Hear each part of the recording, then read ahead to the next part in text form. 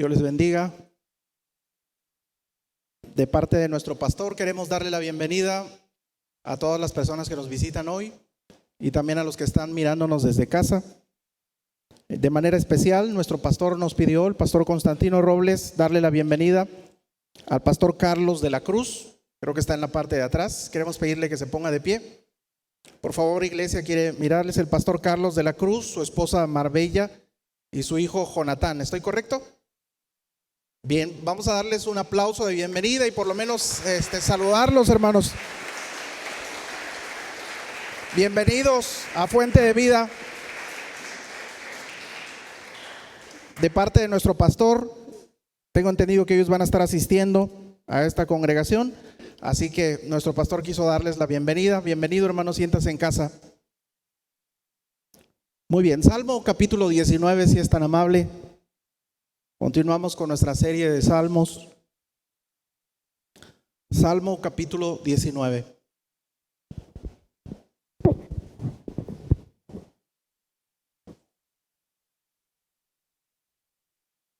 Muy bien. Hay un vicio del que nadie en el mundo está libre, ni siquiera los cristianos. Todos somos capaces de identificar a una persona que está cometiendo este vicio y normalmente nos cae mal, choca con nosotros cuando miramos que lo está realizando. Pero no es nada fácil identificar cuando nosotros estamos cometiendo ese vicio. La razón está en que este vicio es demasiado sutil, se esconde, es engañoso. Por eso su poder es muy destructivo. Y además difícil de quitar, difícil de matar. Este pecado es el vicio esencial, el vicio extremo. Ante él, otros pecados, no que no sean transgresiones, pero la lujuria, la ira, la codicia, son cosas de niños, son tonterías ante este vicio. El escritor C.S. Lewis lo llamó el vicio favorito del diablo. Lo paradójico es que este vicio se menciona en uno de los himnos más bonitos de todo el Salterio. Quizás Dios dejó esto para ayudarnos a nosotros a recordar que mientras cantamos este salmo, entender que todo cristiano necesita la ayuda de un redentor todos los días contra este pecado, para que podamos conocer a Dios. Ese es el contenido del Salmo 19 que quiero que leamos juntos para que veamos juntos lo que significa. Los cielos cuentan la gloria de Dios y el firmamento anuncia la obra de sus manos. Un día emite palabra a otro día y una noche a otra noche declara sabiduría. No hay lenguaje ni palabra, ni es oída su voz.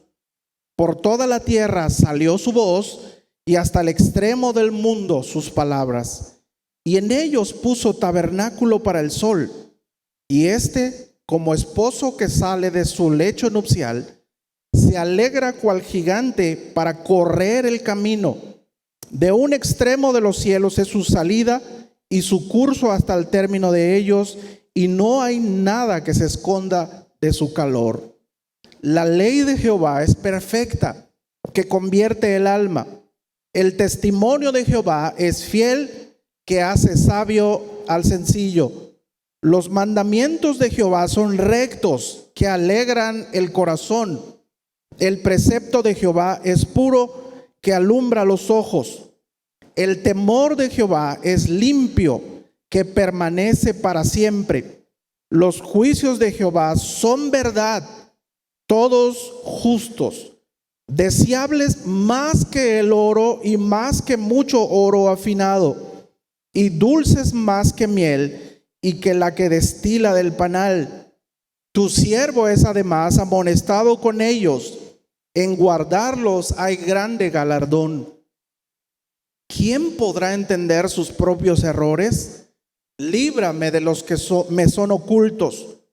Preserva también a tu siervo de las soberbias, que no se enseñoreen de mí. entonces seré íntegro y estaré limpio de gran rebelión.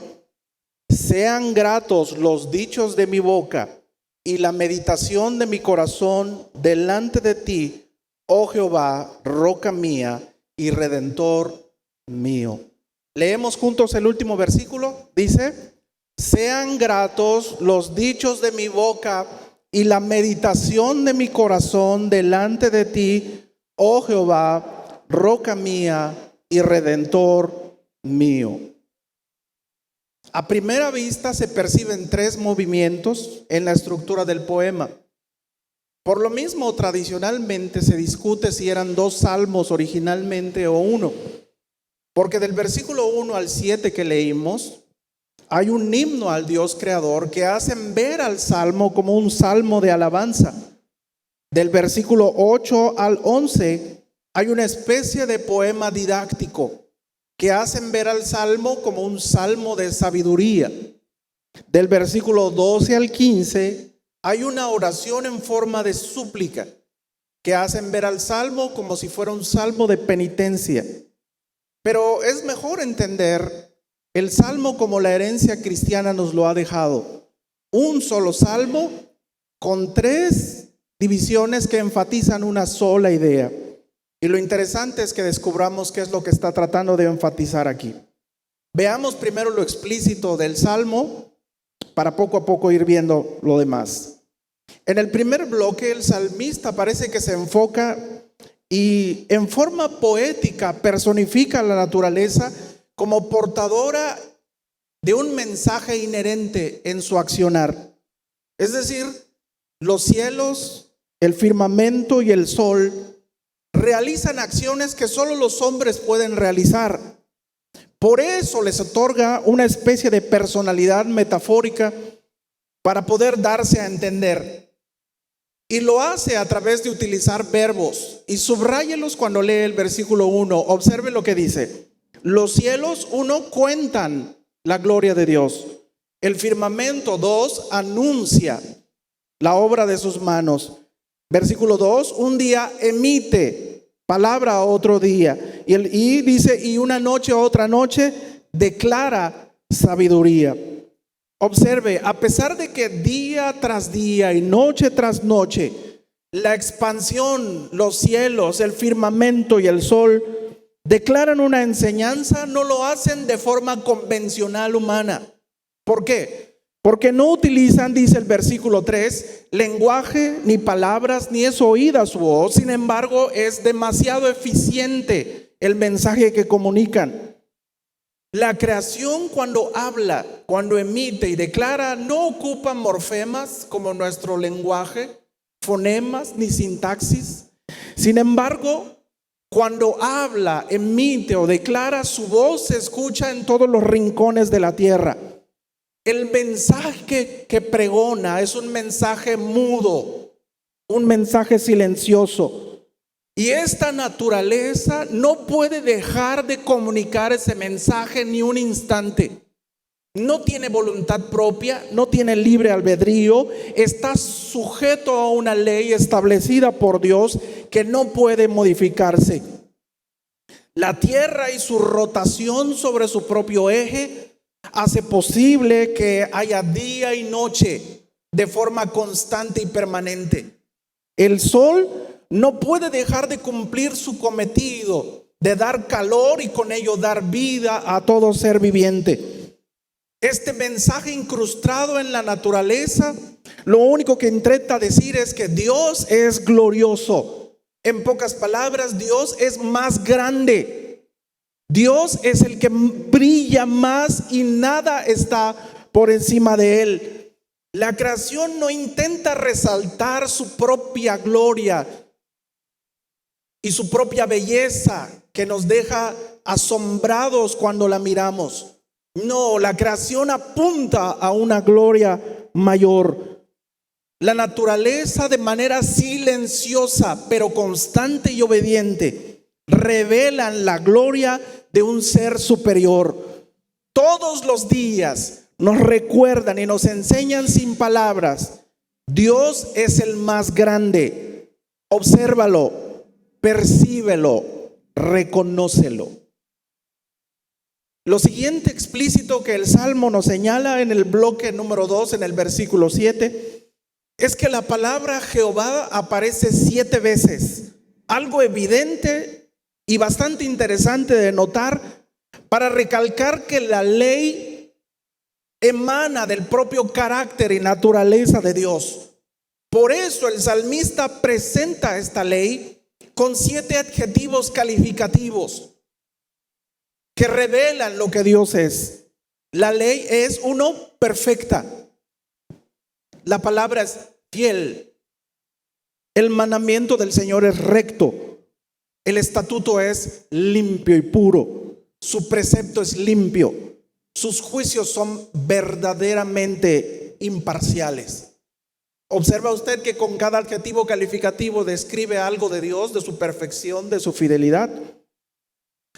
Pero esta ley es mucho más poderosa porque produce, en el simple hecho de estarse anunciando, acciones específicas en aquel que puede acercarse a leerlos y obedecerlos. Por eso el salmista lo señala con verbos, ahora no adjetivos, sino con acciones específicas. La ley de Jehová es perfecta, que convierte el alma. Cuando aquel se acerca a leer la escritura, se da cuenta que su alma necesita restauración, reparación, conversión. Mientras no se lea la ley, se está ciego, ignorante, parcial. Pero esta ley convierte el alma.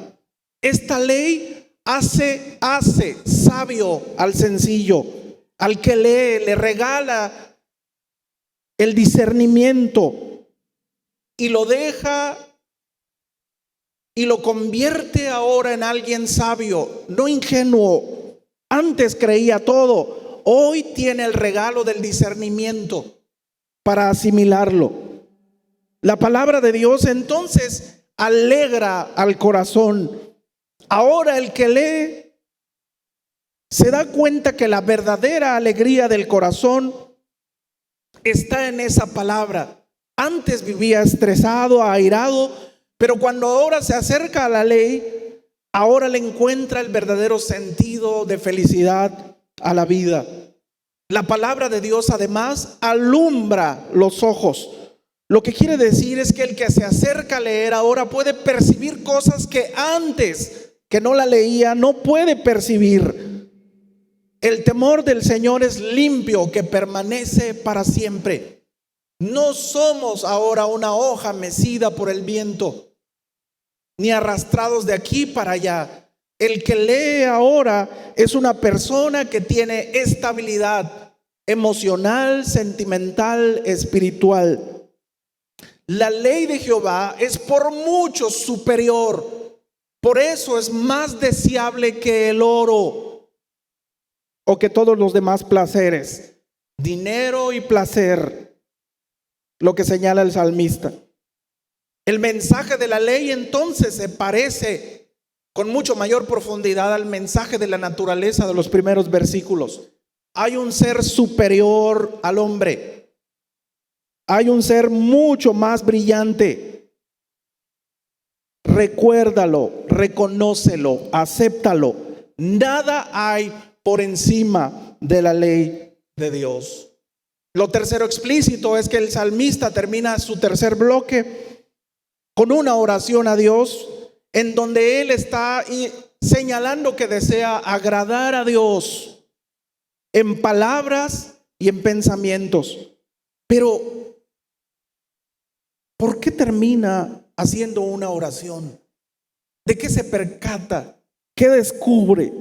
¿Por qué no simplemente termina su composición en un himno de elogios a Dios y al testimonio de la ley y la naturaleza? ¿Por qué termina con una oración casi desgarradora al final del salmo? La respuesta está en el significado implícito del salmo.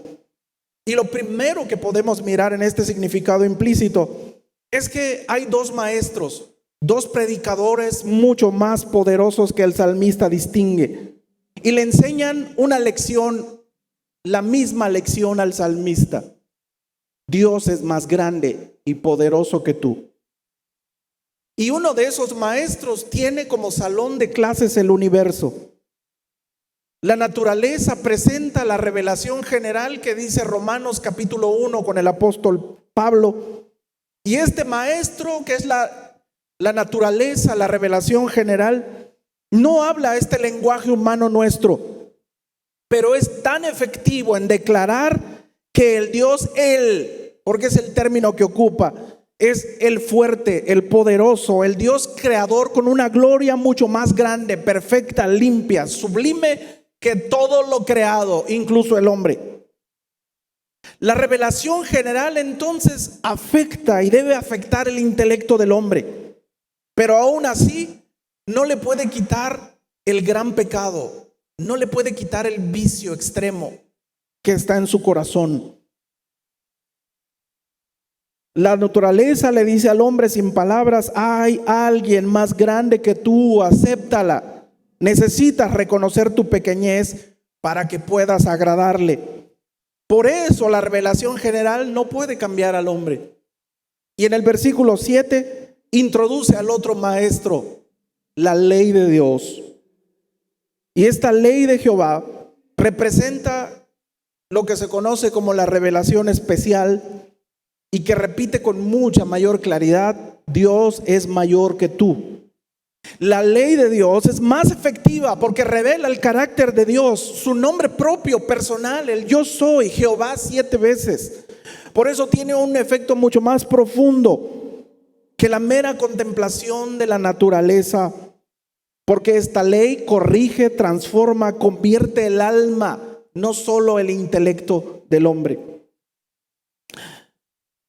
Aunque este salmista percibe la lección de la naturaleza y de la ley, y que los dos son muy buenos maestros y poderosos, que Dios envía para que afecten el intelecto y el alma del salmista, el salmista mismo se da cuenta que a pesar de que tiene buenos maestros, él no es un buen alumno.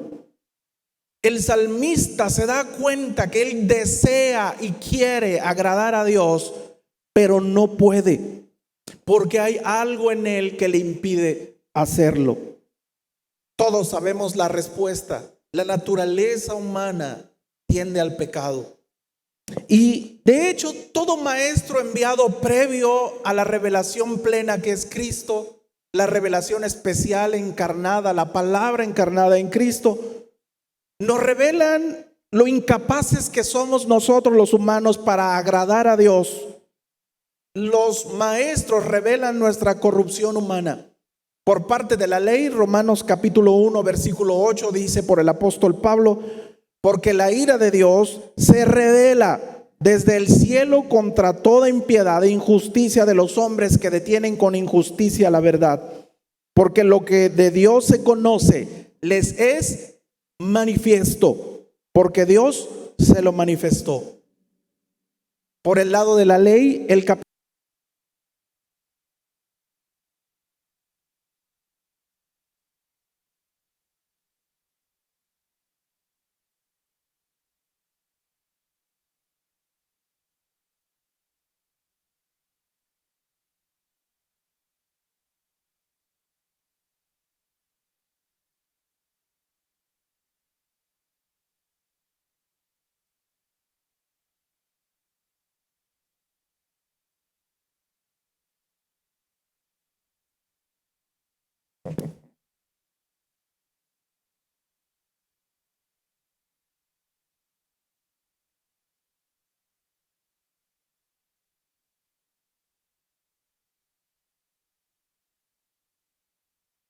versículo 7 dice: ¿qué pues diremos? ¿La ley es pecado? En ninguna manera. Pero no conocía el pecado sino por la ley, porque tampoco conocería la codicia si la ley no dijera: no codiciarás. Mas el pecado, tomando ocasión por el mandamiento, produjo en mí toda codicia, porque sin la ley el pecado está muerto. Y sin la ley vivía en un tiempo, pero venido el mandamiento, el pecado revivió y yo morí. Y hallé que el mismo mandamiento que era para vida, a mí me resultó para muerte. Porque el pecado, tomando ocasión por el mandamiento, me engañó y por él me mató. De manera que la ley es a la verdad santa y el mandamiento santo, justo y bueno, porque es el carácter de Dios. Luego, lo que es bueno vino a ser muerte para mí, de ninguna manera, sino que el pecado, para mostrarse como maestro pecado, produjo en mí la muerte por medio de lo que es bueno, a fin de que por el mandamiento el pecado llegase a ser sobremanera pecaminoso. Porque sabemos que la ley espiritual es espiritual, mas yo soy carnal, vendido al pecado. De tal manera que si podemos interpretar correctamente la enseñanza de la naturaleza y la enseñanza de la ley, seremos cada día más conscientes de nuestros pecados. La ley alumbra nuestros ojos espirituales. Antes éramos ciegos que no podíamos distinguir lo que hacíamos mal. Ahora podemos ver con la palabra de Dios lo que es la realidad en sí mismo. Por eso el salmista se da cuenta que a pesar de que quiere agradar a Dios, hay algo que no lo deja agradarlo. Es más, él sabe que ese pecado lo esclaviza y no puede obedecer la ley de Dios. Y se da cuenta que necesita de la gracia divina. Por eso termina diciendo: roca mía y redentor mío. Redentor, y en su significado como lo conocemos y el que aparece ahí, es sinónimo de comprar, rescatar un terreno o comprar la libertad de una persona. Y una vez más el salmo apunta a Cristo, como señala el apóstol Pablo en Gálatas capítulo 3 versículo 22. Mas la escritura lo encerró todo bajo pecado, para que la promesa que es por la fe en Jesucristo fuese dada a los creyentes. Pero antes que viniese la fe, estábamos confinados bajo la ley, encerrados para aquella fe que iba a ser revelada. De manera que la ley ha sido nuestro ¿qué? Nuestro ayo, nuestro maestro, para llevarnos a Cristo, a fin de que fuésemos justificados por la fe. Pero bendito sea Dios que Cristo vino a librarnos de la ley del pecado y de la muerte, como dice Romanos capítulo 8 versículo 2. Porque la ley del Espíritu de vida en Cristo Jesús me ha librado de la ley del pecado y de la muerte. Porque lo que era imposible para la ley, por cuanto era débil por la carne, Dios, enviando a su Hijo en semejanza de carne de pecado, y a causa del pecado, condenó al pecado en la carne. No basta solo con ser deísta, con creer que hay un Dios que existe. No basta únicamente con ser del pueblo escogido de Dios y seguir la Torá. El salmista se da cuenta que necesita un redentor, alguien que compre su esclavitud y lo libre de esta clase de pecado que el salmista confiesa tener. Si bien hay pecados que se cometen por y en ignorancia, también hay pecados que se cometen de forma intencional, y esa es la preocupación principal del salmista. ¿Se da cuenta hacia qué pecado apunta este salmo? Empieza a darse cuenta cuál es el vicio extremo y cuál es el gran pecado que aparece en este salmo. La respuesta está en el versículo 13, y observe lo que dice Salmo 19:13. Preserva a tu siervo de las soberbias, que no se enseñoreen de mí. Entonces seré íntegro y estaré limpio de gran rebelión. El vicio extremo, el pecado favorito del diablo, del que estoy hablando esta tarde, el salmista lo llama soberbia, arrogancia, altivez, presunción. La soberbia significa entonces esa presunción de ideas, de posición económica, de posición social, de alguien que se autopercibe y se cree superior a todos los demás, y eso incluye a Dios. El salmista sabe que la soberbia no le permite agradar a Dios, porque a veces se cree y se siente más grande que el Dios que la naturaleza enseña, que el Dios que la ley enseña. El salmista ve la gloria que refleja Dios en la naturaleza. El salmista ve que la ley es perfecta, fiel y justa. Pero a pesar de eso, el salmista cree y siente que es superior a Dios y a toda la chusma.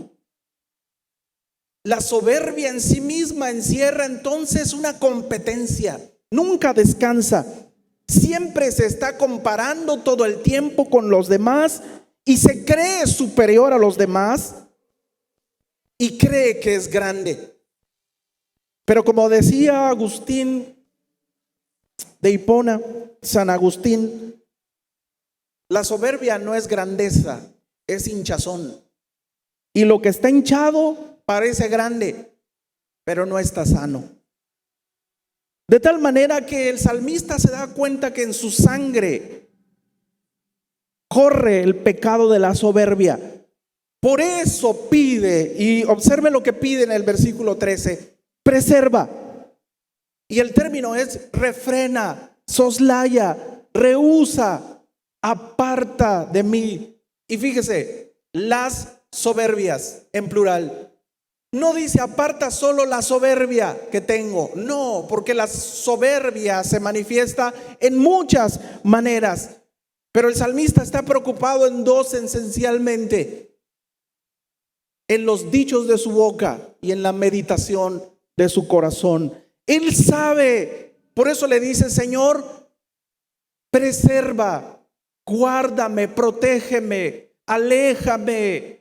No me permitas, Señor, refréname, porque la soberbia es tan sutil, tan poderosa, que puede enseñorearse, puede volverse un amo, puede gobernarme. Y el término es tiranizar. La soberbia se puede volver un tirano cruel, que si nosotros permitimos que crezca, no solo va a dominar nuestras palabras y nuestros pensamientos, va a dominar absolutamente todo nuestro ser. Por eso el salmista reconoce la gravedad de su condición y termina las estrofas con una oración contraria, totalmente distante. Ahora se humilla, pide ser librado y en este caso ayudado contra la soberbia. Ayúdame, no puedo solo, necesito un redentor para que pueda negarme a mí mismo, tomar mi cruz cada día y seguirte. Esta es la parte implícita. Pero ahora, ¿qué hacemos? Veamos la parte valorativa. ¿Qué tiene que ver con nosotros? ¿Y cómo se manifiestan estas soberbias en plural en nuestro cada día? Este horrible pecado de altivez, de creer que podemos estar por encima de todos en palabras y en pensamientos, y en este caso sobre la palabra de Dios, es desagradable a los ojos de la gente, pero mayormente es desagradable ante Dios. Por eso el salmista termina con el versículo 14, dice: sean gratos los dichos de mi boca y la meditación de mi corazón delante de ti, oh Jehová, roca mía y redentor mío. Y vea la relación entonces de la soberbia que está pidiendo que lo libren con las palabras y los pensamientos. Una vez que aprendemos a hablar, nada nos calla.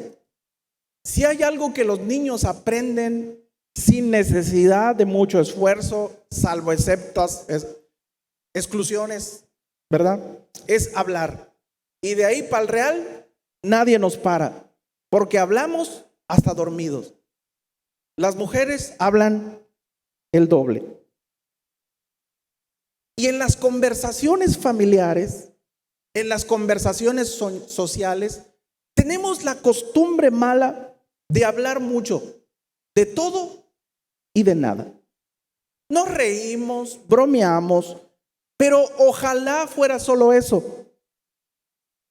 Porque de repente no percibimos que corremos gran peligro en nuestras palabras y en nuestros pensamientos. El problema es que poco a poco van emergiendo de nuestras palabras y nuestras actitudes aquellas cosas que la soberbia empieza a pregonar. Porque no nos damos cuenta que mientras hablamos, nos jactamos.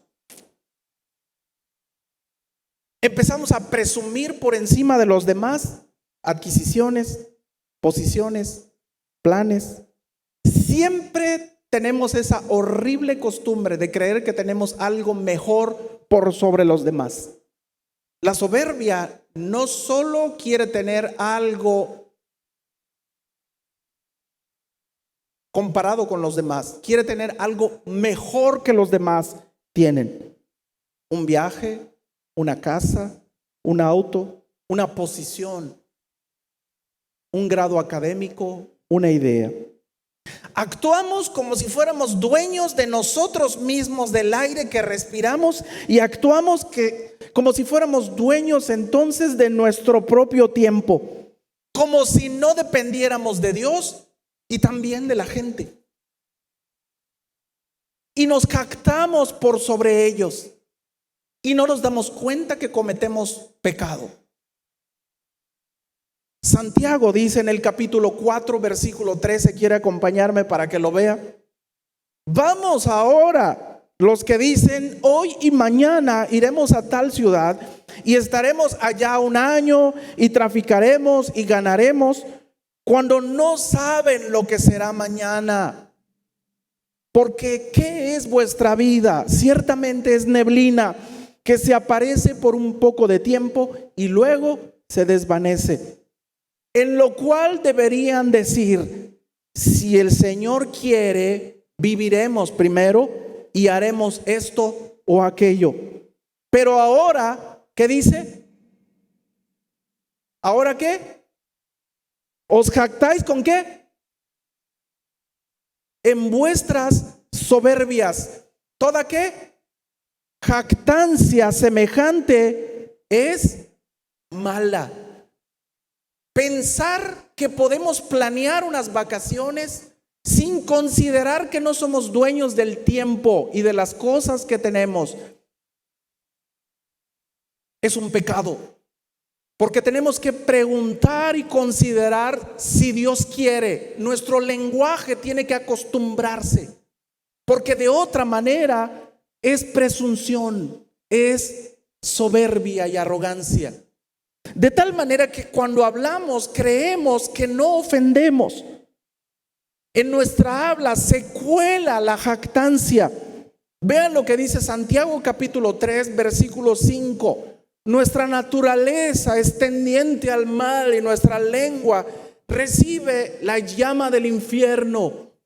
Versículo 5. Así también la lengua es un miembro pequeño, pero ¿qué? Se jacta de grandes cosas. Y he aquí cuán grande bosque enciende un pequeño fuego. Y la lengua es un fuego, un mundo de maldad. La lengua está puesta en nuestros miembros y contamina todo el cuerpo e inflama la rueda de la creación, toda nuestra vida, y ella misma es inflamada del infierno. Toma prestado el fuego del infierno. También cuando hablamos de manera desmedida y sin tomar en consideración, ofendemos muchas veces y ni siquiera nos damos cuenta. Nos pasan de noche las ofensas que hacemos a los demás porque creemos que son bromas, porque creemos que son chistes, pero cometemos errores y pecados que nos son ocultos porque no obedecemos la ley de Dios. Santiago 3:1 dice: hermanos míos, no se hagan maestros muchos de vosotros, sabiendo que recibiremos mayor condenación, porque todos ofendemos muchas veces. Si alguno no ofende en palabras, este es varón perfecto, capaz de refrenar todo el cuerpo. Somos lo que hablamos. Lucas capítulo 6, versículo 45, el Señor decía, precisamente señalando el somos lo que hablamos: el hombre bueno del buen tesoro de su corazón saca lo bueno, y el hombre malo del mal tesoro de su corazón saca lo malo, porque de la abundancia del corazón habla la boca. Vea cómo afecta entonces la soberbia a nuestras palabras y nuestros pensamientos. El soberbio nunca se calla, en la boca y en la mente. El soberbio siempre tiene algo mejor que decir que los demás. Un mejor chiste, una mejor opinión. El soberbio quiere ser el alma de la fiesta. Y si alguien más ocupa su lugar en la reunión y en la fiesta, se molesta y se siente mal. El soberbio siempre está buscando presumir algo. Y eso afecta a nuestras palabras. Lo que el salmista está aprendiendo, y vamos a verlo, es que también el soberbio no puede aprender. Y vamos a ver que donde hay soberbia hay ignorancia. Porque el soberbio cree en sí mismo que todo lo sabe, que no le hace falta nada más por aprender. Y no se ha dado cuenta que el silencio, aparte de cortesía, es una estrategia del aprendizaje. Es una forma de aprendizaje constante. Dejar que el otro hable y estarte callado, no solo de la boca, sino de la mente. Porque a veces estamos hablando con la otra persona y nuestra mente está pensando ya que responderle mejor a lo que está diciendo. O estamos pensando en otro y penosamente en las pláticas no son pláticas, son una gritería, todo el mundo habla más fuerte, no, que esto y que lo otro. Pero se nos olvida que el silencio no solo es cortesía, es aprendizaje. Solo el que es capaz de aprender el valor del silencio es capaz de aprender. Y ese es nuestro gran problema hoy. Los jóvenes no pueden, y los niños, concentrarse porque su mente no está callada. Un WhatsApp, la computadora, el YouTube, una canción en los audífonos. Cállate, calla tu boca y calla tu mente. Solo cuando estés en silencio, realmente cuando te sientes a leer un salmo, es que vas a aprender el verdadero significado del salmo. De tal manera que ese es el secreto que el salmista descubre en el Salmo 19 del versículo 1 al 7. Porque hay un canto cósmico que rompe los esquemas musicales. Si la música es esa combinación de los sonidos con el tiempo, se nos olvida a veces que entre tiempo y tiempo, que entre ritmo y ritmo, hay un espacio de silencio, por más pequeño que sea. Y se nos olvida entonces que el silencio forma parte esencial de la música. De hecho, el silencio también es música para el salmista. El testimonio silencioso del cielo y del firmamento y del sol y su total obediencia sin palabras son un cántico que reflejan la gloria de Dios para el salmista. Y debe recordarnos esa recomendación del apóstol Pedro a las mujeres para que en silencio y sin conversar puedan ganarse a sus maridos que no son creyentes para Cristo. Primera de Pedro 3:1 dice: asimismo, ustedes mujeres estén sujetas a sus maridos, para que también los que no creen a la palabra sean ganados. ¿Cómo? Sin palabra, por la conducta. ¿Se acuerda qué significa conducta ahí? Conversación. Es decir, predíquenle sin palabras con la conversación de su conducta. La referencia entonces a la gloria de Dios del versículo 1 que anuncia la naturaleza, para que vea usted, está haciendo referencia a la intervención de Dios para callar las habladurías del pueblo de Israel cuando Dios los rescató de Egipto y los llevó al desierto. Éxodo capítulo 16, 2 dice así: y toda la congregación de los hijos de Israel murmuró contra Moisés y Aarón en el desierto, y les decían a los hijos de Israel: ojalá hubiéramos muerto por mano de Jehová en tierra de Egipto, cuando nos sentábamos a las ollas de carne, cuando comíamos pan hasta saciarnos, pues nos habéis sacado a este desierto para matar de hambre a toda esta multitud. Estas personas creían que tenían una idea mejor que Dios y dudaban de su poder para alimentarlos. Por eso Dios les contestó en ese mismo capítulo 16, versículo 7, y observen lo que dicen: y a la mañana veréis la gloria de Jehová, porque Él ha oído vuestras murmuraciones contra Él. Porque nosotros, dicen Aarón y Moisés, ¿qué somos para que murmuren? No están hablando contra el liderazgo, están hablando en contra de Dios. No son soberbios conmigo, son soberbios con Dios. De tal manera que la gloria de Dios que anuncia el firmamento hace referencia a esa escena en donde Dios dijo: ¿quieren ver mi poder y mi gloria, que soy más grande que todos ustedes? Pues esta mañana la van a mirar.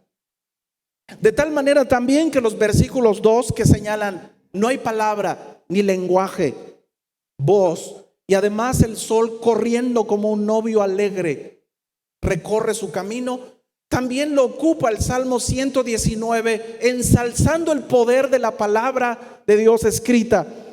Por el camino de tus mandamientos, dice el versículo 32 del capítulo 119, correré cuando ensanches mi corazón.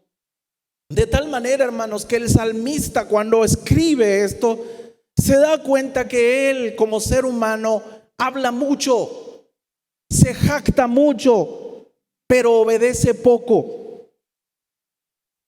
Se da cuenta que su boca está permanentemente buscando sobresalir sobre los demás y cree que sus opiniones incluso son mejores que las de Dios. Su boca entonces da indicios del pecado que lo esclaviza y no lo deja agradar a Dios. El salmista entonces en los últimos versículos dice: ayúdame a no hablar tanto, ayúdame a obedecer. Ahora vamos a ver cómo estas soberbias afectan nuestros pensamientos. El soberbio piensa que la palabra de Dios no es, hoy lo dicen, inerrante, pero piensan también que la palabra de Dios no es suficiente para la vida y práctica del ser humano. No creen que sea lo que tiene poder para convertir el alma, para transformarlo, para alumbrarle el entendimiento. No, él dice que la palabra de Dios es un libro escrito hace 2000 años, a la cual hay que añadirle nuevas visiones, nuevas hermenéuticas, nuevas opiniones, nuevas ciencias, y todo ello con tal de acomodarlo a la idea que mejor lo convenza a él, como si él fuera el balance de la interpretación. Pero se le olvida a esta persona de hoy que la palabra de Dios no necesita complementos, no necesita sucedáneos, no necesita reformas, no necesita enmiendas. La palabra de Dios permanece para siempre.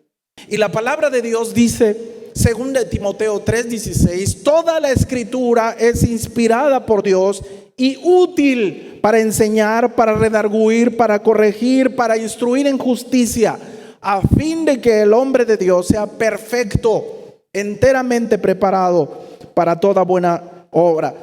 Pero como siempre, nosotros no podemos quedarnos callados y tenemos que dar nuestra opinión en razón a eso. John MacArthur dice que la soberbia es en última instancia alejarse de Dios para buscar satisfacción en uno mismo. Dios tiene definida en su ley los mandatos que tienen que ver en razón del oro y la comida y la miel. Dios determina correctamente cuáles son los límites del dinero, del matrimonio, del sexo. Y Dios es la última palabra, es más grande. Pero penosamente nuestras opiniones y nuestras actitudes dan indicios del pecado de soberbia que podemos tener agazapado en nuestro corazón. Porque con relación al dinero, a veces nos gusta estar presumiendo que tenemos por sobre los demás. Y en nuestras reuniones nos gusta juntarnos a hablar de aquello reciente que acabamos de adquirir. Y tendemos a no tener reparo en decir que los que no son a mi altura son perdedores, son mediocres, porque no piensan como yo, no son inteligentes como yo. El soberbio cree, como Ananías y Zafira, que puede tener un guardadito, que puede tener una ventaja por los demás, por sobre los demás, en dinero, en ideas, en títulos, en imagen. Pensamos que ese tipo de éxito con el dinero determina la grandeza de uno, pero no es así. Por el otro lado, Dios define que la sexualidad de los cristianos tiene una axiología definida de valores, como Efesios señala que hay cosas de la sexualidad que ni aún se nombren, ni siquiera aparecen en chistes, ni siquiera aparecen en palabras en nuestro diario hablar. Pero como nosotros creemos que tenemos mejores opiniones de Dios, hablamos con tal desparpajo, hablamos con tal falta de timidez sobre la sexualidad, y los chistes, las bromas nos llevan sin darnos cuenta a cometer pecados que nosotros creemos que no son pecados. Y el salmista dice: ¿quién entenderá sus propios errores? Porque la soberbia inyecta nuestra mente y nos vuelve ciegos. Y hablamos y expresamos y no nos damos cuenta. Todo mundo se da cuenta que soberbio es. Todo mundo se da cuenta que ella es soberbia. Y el único que no se da cuenta es él, porque no puede entender sus errores que le son ocultos. Todos creemos que sabemos sobre la sexualidad. Y sabemos que la Escritura tiene definidos sus parámetros para el matrimonio. Pero la gente se casa y lo que menos hace es leer la Escritura para saber los parámetros y entender lo que significa contentamiento, dando honor. No se dan cuenta qué significa y creemos que podemos dar nuestra opinión en consejería. Se da cuenta entonces que el acercamiento a la palabra de Dios, como dice Santiago, es un espejo que nos revela a nosotros nuestro verdadero rostro. A veces nosotros, para nuestra propia percepción, somos chistosos, somos exitosos, somos mejores que los demás. Para nosotros no somos vulgares, no somos pedantes. Pero cuando nos acercamos a la palabra de Dios y vemos nuestro rostro en relación al dinero y a los placeres, y nos damos cuenta que nuestra cara está sucia y que tenemos que limpiarnos. Pero a veces vemos nuestra cara en el espejo y hacemos como dice Santiago, que somos oidores y no hacedores, oidores olvidadizos, porque hacemos como que no nos gusta. Pero la palabra de Dios irremediablemente alumbra nuestros ojos para que veamos y nos demos cuenta que hablamos de más, que presumimos de más, que ofendemos mucho todo el tiempo. Por eso la palabra de Dios martilla todo el tiempo nuestro yo. Y lo que hace la palabra de Dios es lo que el salmista está pidiendo. Y observe lo que dice el versículo 11. Tu siervo es además amonestado con ellos. En guardarlos hay grande galardón. Observe qué es lo que hace la palabra de Dios. ¿Qué hace, hermanos? Amonesta. Pero el soberbio no le gusta que lo amonesten. El soberbio piensa que lo que está diciendo ese que está allá enfrente no es así. Tiene que haber otra. Yo quiero que me hablen bonito. Por eso no nos gusta la predicación expositiva. Preferimos la narrativa. Porque una buena historia es mejor que un sermón de 3 puntos, dice César Soto en su libro Metáforas, un emergente. Y él se jacta que es mejor dejar de predicar sermones argumentativos, lógicos. Mejor predícales una buena historia que los haga sentirse bonito. Y no queremos escuchar la palabra de Dios porque esta requiere tiempo. Y nos parece aburrido escuchar 1 hora. Nos parece muy intelectual. Nos parece que tenemos que tomar apuntes. Nos parece que tenemos que tomar tiempo, que nuestra agenda soberbia tiene más ocupaciones que Dios.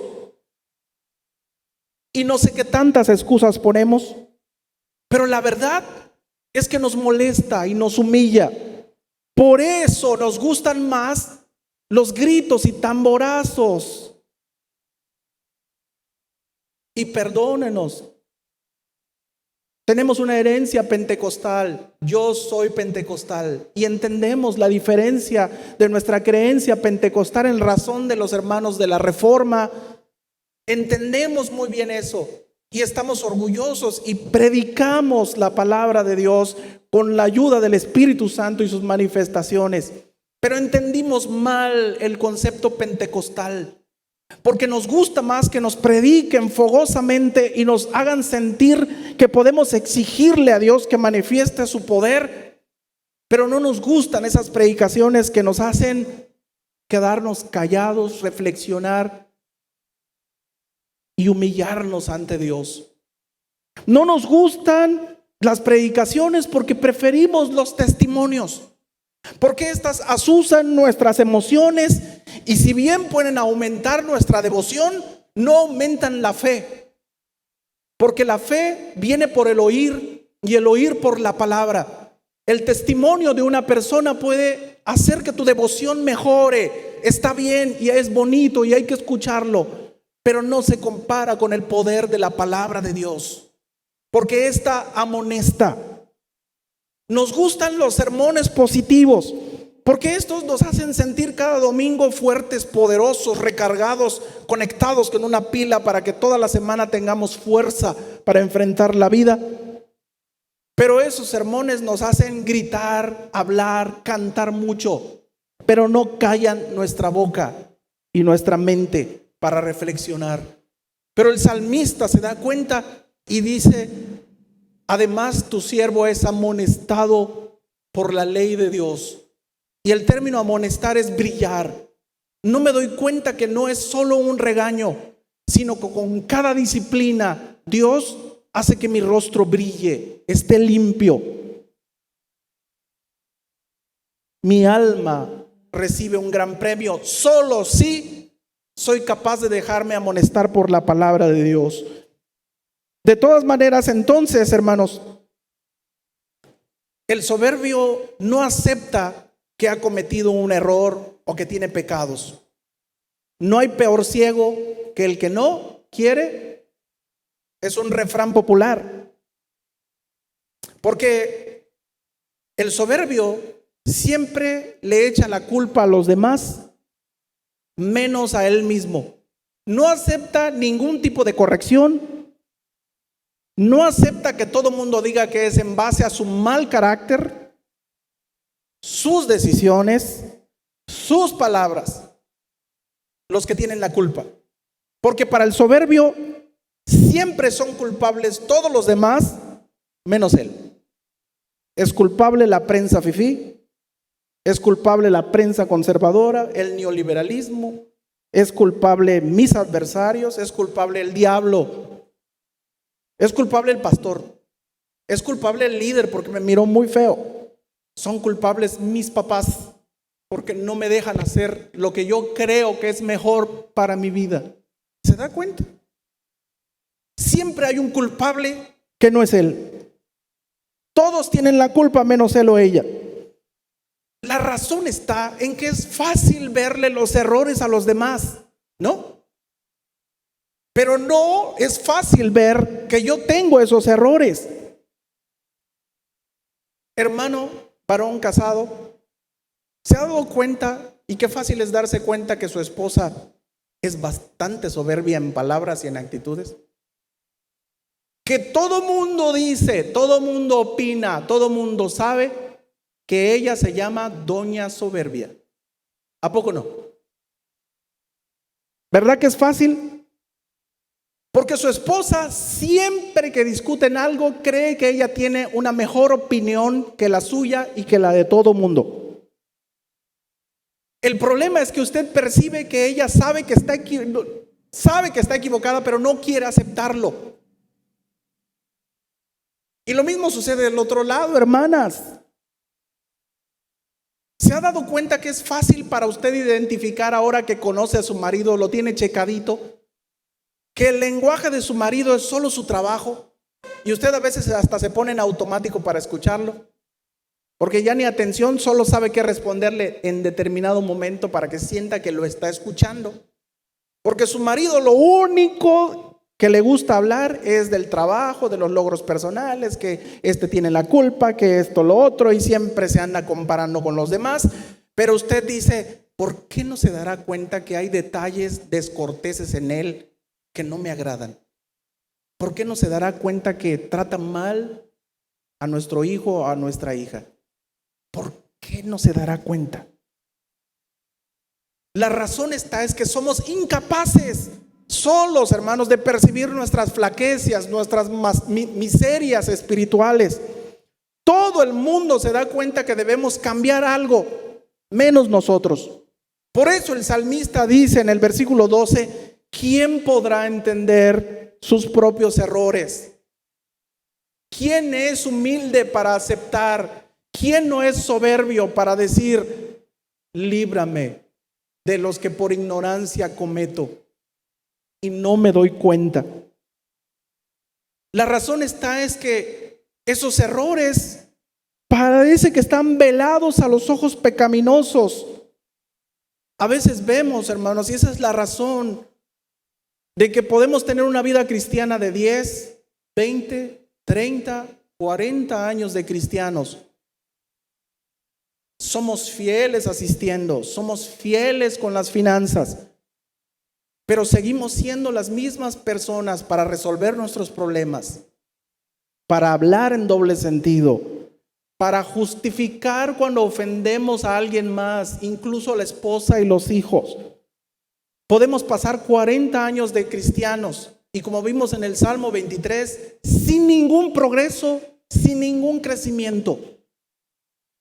Porque nos conformamos en nuestra vida ritualista de clichés, de palabras aprendidas, constantes, repetitivas, y esas nos autojustifican, porque creemos que con esa cuota es suficiente para Dios.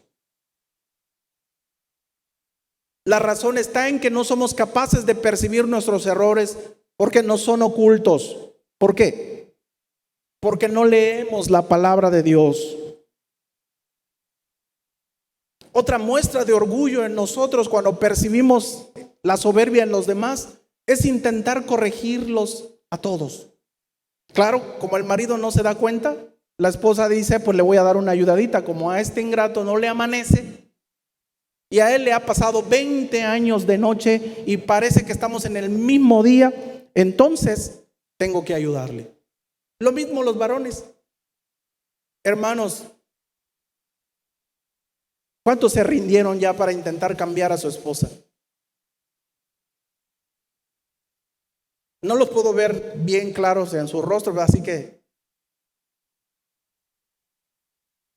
varón, usted no la va a cambiar a ella. No la va a cambiar. Así que perdemos nuestro tiempo si queremos corregirla a ella en privado, en público. Ella no va a percibir sus errores ocultos hasta que se exponga a la palabra de Dios. Se dará cuenta que tiene errores y que tiene cosas que cambiar y que necesita ella un redentor para sus palabras y sus pensamientos. ¿Se da cuenta? No soy yo ni es usted. Hermana, usted no va a corregir a su marido ni por esas constantes golpeteos de palabras e insinuaciones, porque eso lo dice Proverbios. Y las mujeres son sutiles, son ¿cómo se dice eso de que? Bueno, Proverbios dice que son como una gotera de lluvia constante. Y pensamos que eso va a cambiar al marido, esas constantes indirectas, por la habilidad para decir una indirecta en medio de una situación. Y pensamos que eso va a cambiar al marido. No lo va a cambiar. Al contrario, lo va a hacer enojarse más. Por eso el apóstol Pedro dice: gánenselos sin palabra. Lo único que va a cambiar a su viejo es la palabra de Dios. Y se va a dar cuenta que tiene errores. La palabra de Dios, cuando la lea, lo va a ver en un espejo y tengo que cambiar. Necesito, Dios mío, no puedo. Esta semana intenté ser amable con ella. No puedo, te necesito, Redentor, cómprame. Estoy esclavo de mi manera de hablar grosera. ¿Se da cuenta? A veces pensamos como padres que nuestros lloriqueos, que nuestros chantajes, que nuestros achaques, porque llega una edad en donde amenazamos como doña Lucha a los hijos que me vas a matar otra vez con esas desobediencias. Nosotros creemos que eso va a mantener a nuestros hijos cerca y obedientes. Pensamos que las terapias, que el conductismo, que la disciplina deportiva van a hacer que nuestros hijos se porten bien. Y se nos olvida que el pecado de soberbia está tan metido y tan clavado en su corazón que lo último que hacemos es pastorearlos a ellos. Nuestras conversaciones y el obligarlos a venir a escuchar la palabra de Dios es lo que los va a exponer a la ley de Dios. Y se van a dar cuenta que tienen errores. Y van a tener que decir: sí, Señor, no lo merezco todo, no merezco que me den todo. Necesito un redentor. Por eso, hermanos queridos, donde hay soberbia hay ignorancia. La soberbia es una gran traba, una gran barrera para el aprendizaje, porque creemos que podemos saberlo todo a la edad que tenemos, que somos producto terminado. Pero el Proverbio capítulo 11:2 dice que cuando viene la soberbia, viene también la ignorancia o la deshonra, dice aquí. Mas con los humildes está la sabiduría. Los humildes son los que logran aprender constantemente. El salmista sabe que el soberbio no reconoce sus errores, siempre piensa tener la razón y no le gusta ser corregido. El asunto está, hermanos, es ¿cuál es la imagen que proyectamos nosotros ante los demás? La esposa, los hijos y nuestros amigos, la red social que tenemos. No le pregunto a usted cuál es la imagen que tiene el que está hablando o el que está al lado suyo. No, la imagen que usted proyecta. ¿Verdad que a veces tenemos todos en menor o mayor grado el pecado de soberbia? A veces cargamos el peso pesado de nuestro apellido. A veces cargamos y proyectamos a los demás una actitud, como decíamos hace ratito, que deberían llamarnos Doña Bárbara, Doña Soberbia y Don Soberbio. ¿Cuántos de ustedes jóvenes, adolescentes, tienen la etiqueta y una frente grande aquí en letras grandes que dice soberbio, pleititos, porque no se deja de nadie. A mí nadie me va a decir. Y de repente nuestro eslogan es tirano, berrinchudo, porque pensamos que somos mejores los de la era digital que los de la era análoga. Creemos que somos más inteligentes porque siempre sabemos cómo salirnos con la nuestra sin ningún raspón. Creen que pueden engañar a Dios, pero no se engañen. Dios no puede ser burlado. Podemos ser inteligentes, hermanos queridos, en el pensamiento abstracto, pero no es suficiente solo con conocer la ley. Podemos nacer en una cuna cristiana, podemos participar del evangelio y del ministerio, podemos tener inteligencia ejecutiva en las buenas decisiones porque educamos nuestra manera templada de tomar decisiones, pero no es suficiente. Solo la palabra de Dios permanece para siempre. Solo la palabra de Dios es estable. Y eso lo sabe bien un adicto que sabe que la droga le hace daño y él quiere dejarla, pero no puede. Constantemente su cuerpo tiembla porque necesita otra vez. Y él se da cuenta que no puede hacerlo. Y eso mismo experimentan los jóvenes cuando sus padres, cuando la iglesia, cuando la escritura, porque la leen, les señala que no puede haber un yugo desigual, que no puedes tener novio o novia que no comparta tu fe, porque son día y noche. Pero nosotros pensamos que somos más inteligentes y más bondadosos que Dios. Y no nos damos cuenta, jóvenes, que estamos siendo soberbios y que necesitamos un redentor, porque solo con las buenas intenciones, ahora sí me voy a portar bien, mamá, te lo prometo. Te prometo que no voy a ocupar las redes sociales, te lo prometo, de verdad, y hasta se flagelan. Pero no se dan cuenta que no lo van a lograr a menos que lean la escritura y clamen al Redentor día con día para que les dé la fuerza.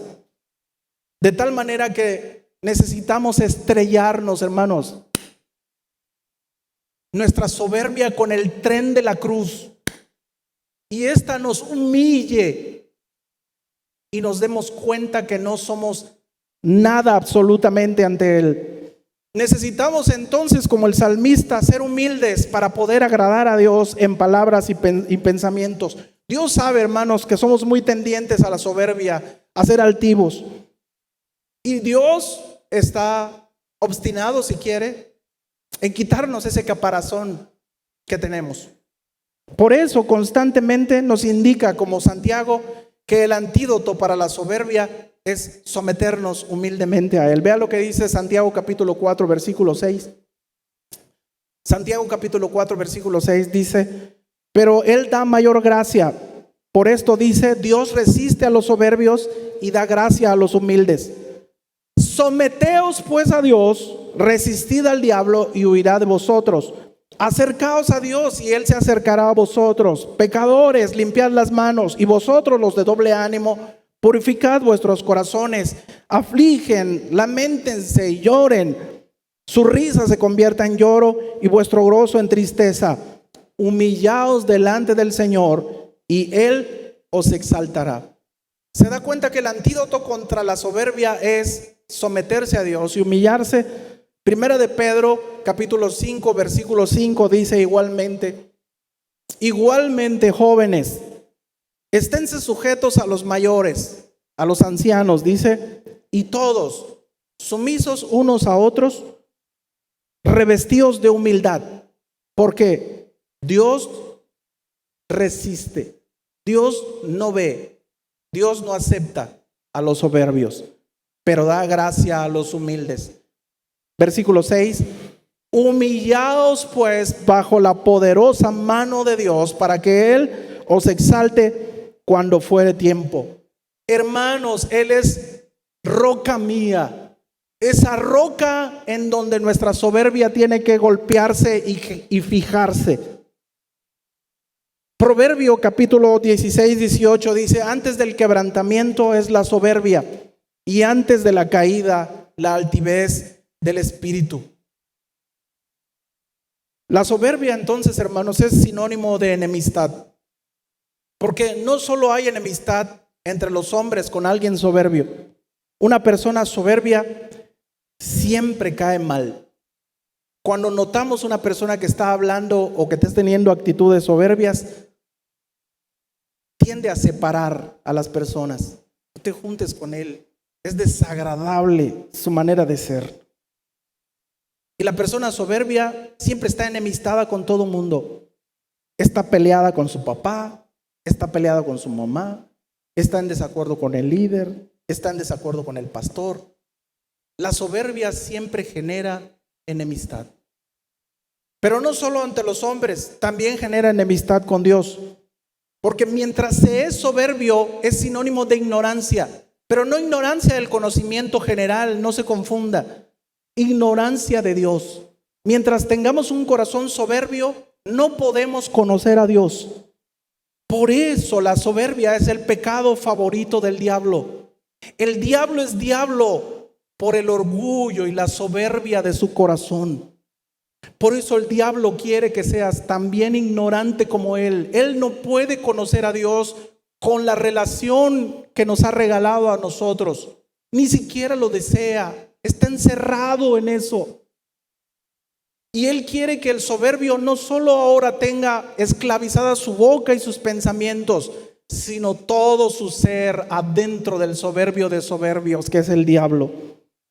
Por eso Dios señala, cuando el Señor Jesucristo dijo en Marcos capítulo 7, 21, dentro del corazón de los hombres salen los malos pensamientos, los adulterios, las fornicaciones, los homicidios, los hurtos, las avaricias, las maldades, el engaño, la lascivia, la envidia, la maledicencia, ¿la qué?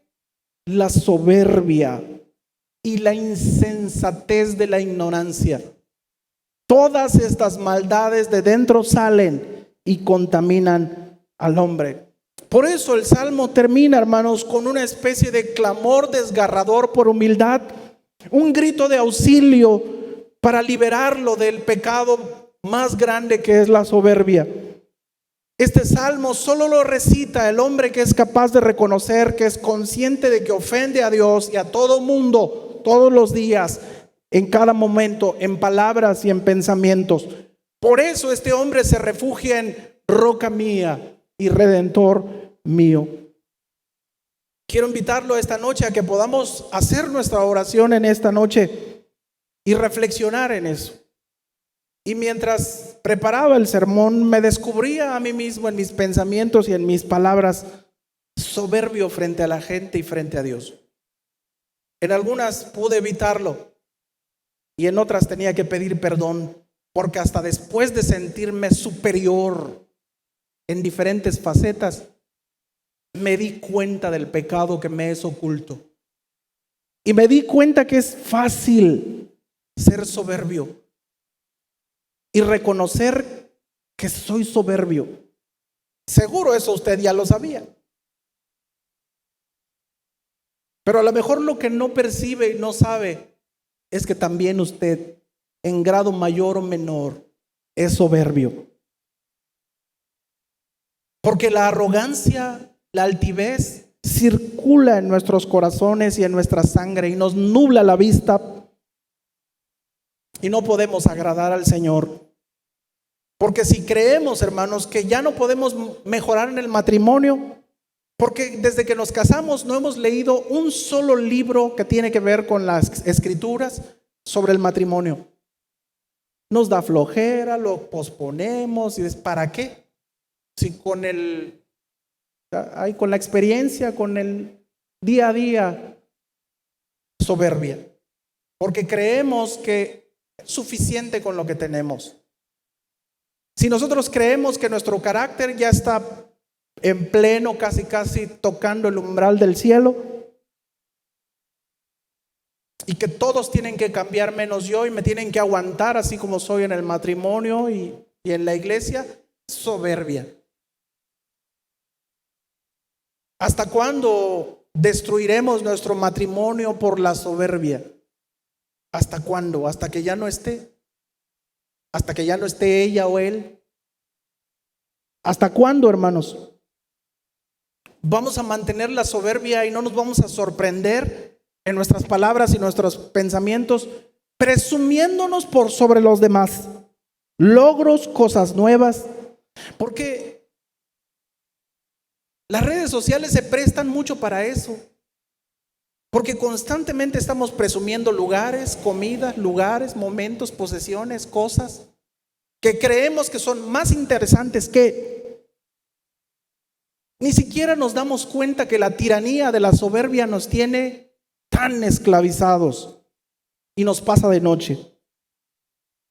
Y a veces como líderes somos los más tendientes, porque somos los que menos nos comprometemos a servir al Señor como tiene que hacerlo un líder. Y se nos olvida que la tercera carta de Juan escribe la historia de un hombre que se llama Diótrefes. Diótrefes, dice Juan, quiere tener el primer lugar en todo y no nos permite la entrada y le prohíbe a la gente juntarse con nosotros. Y a veces como líderes podemos sentir la tentación de estar encumbrados en un lugar en donde nadie puede criticarnos, donde nadie puede darnos una opinión, donde nadie puede decirnos que podemos mejorar en la predicación. Yo lo hago mejor. Porque podemos creer como líderes que no, yo administro mejor, yo organizo. Yo mis cosas, lo demás no me importa, yo lo mío. No te metas con lo mío. No me digas cómo tengo que tocar, cómo tengo que cantar, porque yo lo hago mejor que todos. Cuidado, porque Diótrefes puede estar adentro de nosotros. Y podemos albergar soberbia para querer tener el primer lugar en mis opiniones. Hermanos queridos, no leer la Biblia es soberbia. No estudiar, hermanos, la palabra de Dios de forma sistemática es soberbia. Porque decimos, voy a leerla y sí la leo, yo tengo mi propio devocional. Pero no se engañe. No tengo tiempo. Eso ya lo vi, eso son niñerías. Eso es encumbrarse por encima de Dios. Porque va a pasar otro año, hermanos, va a pasar otro año. Y no le dedicamos el tiempo suficiente a Dios para estudiar de forma ordenada la palabra de Dios. Y menospreciamos por nuestra soberbia el estudio. Es que tengo entrenamiento, es que tengo otra cosa que hacer, es que el trabajo, es que esto y lo otro. ¿Cuándo lo vamos a hacer? Nuestro corazón a veces se llena de soberbia y no nos damos cuenta. La soberbia entonces, hermanos, habla demasiado, pero no obedece. La soberbia desprecia la palabra de Dios, le añade cosas. La soberbia no acepta sus errores y la necesidad de cambio constante. Y la soberbia no puede someterse y humillarse a la ley de Dios. Quiero invitarlo en esta noche a que podamos analizar de forma personal. No piense en los demás, ni diga, a este sermón le queda. Si usted está pensando que este sermón le queda, ay, lástima que el hermano no vino y ni lo ve por internet, porque este le quedaba pero buenísimo a tal líder. Si usted está pensando eso, sorpréndase en un grado de soberbia, porque usted se cree mejor que él. Pero en esta noche no piense en los demás, no piense que su marido, no piense que su esposa necesitan cambiar. Pregúntese con este salmista, Señor, yo soy soberbio, necesito que me ayudes. Y quiero que leamos juntos para terminar este versículo con el que finaliza, Salmo 19:14. ¿Quiere buscarlo? Y vamos a leerlo todos juntos. Y añádele usted el propio sentimiento suyo, sus propias palabras, sus propios pensamientos y sus propios compromisos, para que no diga una mentira ni lo repita porque todo el mundo lo dice, sino más bien, hermanos, comprendiendo lo que es el significado de la palabra. Y les pregunto a ustedes, ¿qué va a hacer ahora que conoce el significado de esta palabra? Y leemos juntos Salmo capítulo 19, versículo 14. ¿Quiere leerlo? ¿Quiere ponerse de pie? Lo leemos juntos.